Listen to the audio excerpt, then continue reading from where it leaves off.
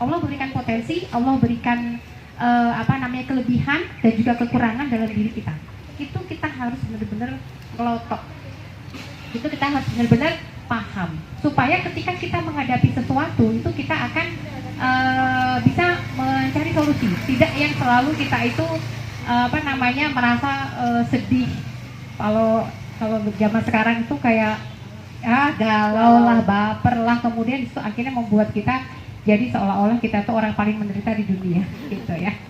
Jadi ketika kita tahu potensi hidup kita sebagai seorang manusia di mata Allah, akhirnya itu kita mau tidak mau harus memiliki circle yang baik. Kenapa circle itu harus punya yang baik? Kenapa? Karena kecenderungan kita dalam semua pilihan-pilihan hidup kita itu akan dipengaruhi oleh circle kita. Ya tidak? Ya kan? Kita punya teman yang hobinya nonton bioskop. Kita akan dibawa ke situ nggak? Ya kan? Kita punya teman yang hobinya ngomongin duit terus, ya kan? Akhirnya kita ngomongnya duit terus. Kenapa? Karena manusia itu memang memiliki potensi untuk tadi suka dengan dunia, ya. Kenikmatan dunia itu kita nggak mau bilang bahwa kita terlalu naif ya. Kalau kita bilang kita nggak suka uang, kita nggak suka kecantikan misalkan, kita nggak suka kekuasaan. Terlalu naif kalau kita bilang kita nggak suka dengan semua itu. Karena manusia itu pasti kepengen memiliki semua itu. Nah, cuma di sini kita sebagai seorang yang beriman tadi, gitu yang tadi Bu Cika sampaikan, kemudian Teh Ufi sampaikan, itu kita bisa memanage daripada impian-impian tadi itu senantiasa di bawah daripada urusan Allah dan Rasulullah. Ya, ketika kita sedang melakukan dalam kehidupan sehari-hari kita. Kan sehari-hari teman-teman kan dari memilih satu pilihan ke pilihan yang lain kan. Hari ini mau bangun jam berapa? Pilihan nggak?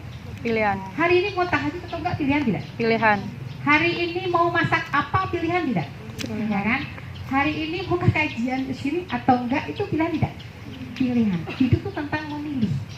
Nah, ketika kita memilih ini, kecenderungan yang akan kita ambil yang mana, itu tuh biasanya akan dipengaruhi oleh siapa yang paling dekat sama kita.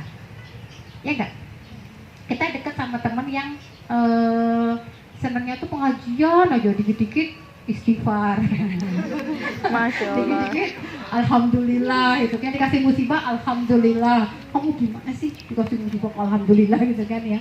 Jadi di situ akhirnya membuat kita yang tadi akhirnya cuek sama dia, kemudian kita mungkin juga nggak islami, itu akhirnya ke bawah. Aku bisa cerita kayak gini kenapa coba? Karena aku juga pernah sosial kalian, ya. Jadi mungkin di sini aku paling tua kayaknya. Aduh, itu bahaya ini. Soalnya anak saya paling belakang, Alila udah sosial, udah segede teman-teman gitu ya. Tapi insya Allah ya, orang berumur tuh biasanya pengalaman hidupnya lebih lama kan. Jadi yang disyariatkan juga lebih banyak gitu.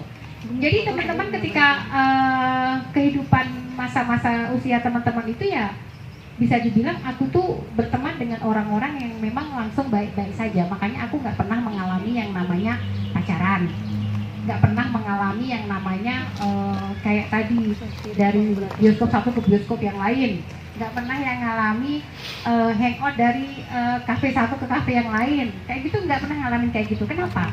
Bukan saya tidak mau teman-teman, tapi nggak bisa mau.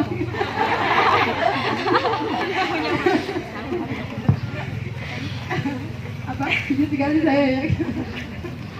Gimana kalau gimana Dina? Kayaknya Dina beda kebalikan sama saya. Ya Dina bisa sharing ya soal dulu kayaknya kelam sekali kebalikan dengan saya gitu loh. Tapi itu efek daripada pertemanan. Jadi kalau dulu itu ya Teh Lucy teman saya ya. Teh Lucy dulu saya kenal dulu Teh 92 ya. Terus saya itu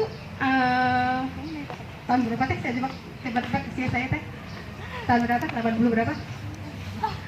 Ada yang tahu tidak ya? Saya? Ayo Teh. 92 itu berarti kalau di Indonesia kan berapa? Aduh, tidak. Saya 10 tahun lebih tua ya. Saya 84 ya. Nah di situ bertemunya mungkin dengan tipe-tipe TOC. Dengan orang-orang seperti Dena itu mungkin nggak nyambung saya. Jadi ketika itu saya berpikir cuma karena saya merasa bahwa saya dulu itu benar-benar dari kampung tidak tahu sama sekali agama, saya tuh punya keinginan banget teman-teman, saya itu kepengen mendapatkan nanti itu seorang suami yang paham agama. Ketika saya kepengen memiliki suami yang paham agama, otomatis saya harus mencari circle yang ke arah situ dong, gitu kan ya. Jadi hidup saya ya saya habiskan untuk dari kajian ke kajian gitu. Jadi sore-sore ini ada apa namanya, biasanya kan ada kajian di Selasar IPB ya, entah di situ di koridor, di masjid alumni, tapi bukan alumni yang sekarang ya, tapi di yang dulu di tengah hutan. Mungkin Pelvi pernah ini ingat IPB dulu alumni, masjid alumni bukan yang sekarang. Al-Huriyah.